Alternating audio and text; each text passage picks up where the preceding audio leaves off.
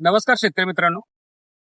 बऱ्याचशा शेतकऱ्यांचे प्रश्न असतात की कापूस निघाल्यानंतर फळहाटी कशा पद्धतीने त्याची विल्हेवाट लावायची.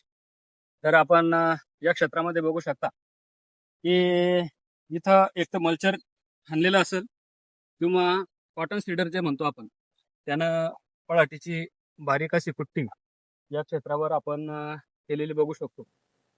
आणि जर कॉटन सीडरच्या साह्यानं जर आपण ही कुट्टी केलेली असेल तर कशा पद्धतीनं आपला जो प्रश्न असतो की त्याला नंतर फुटवे फुटतात का, तर आपण इथं बघू शकतो की हे अशा पद्धतीनं इथं हे पांगलेलं राहत आणि त्याच्यामुळं शक्यतो जास्त प्रमाणामध्ये याला फुटवे हे फुटतच नाही.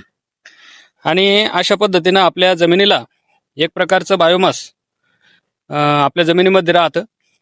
दुसरी गोष्ट, आपल्याला आता इथं दुसऱ्या पिकाची लागवड करायची जर असेल तर आपण इथं SRT पद्धतीनं ताबडतोब लागवड ही आपल्याला इथं करता येते.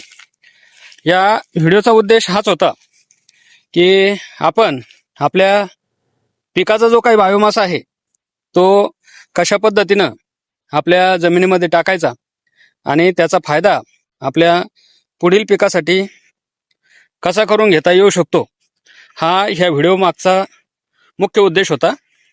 तर आपल्याला ही माहिती कशी वाटली हे नक्कीच कमेंट करून सांगा.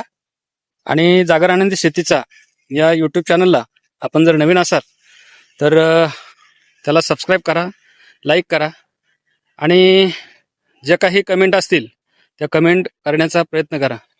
धन्यवाद.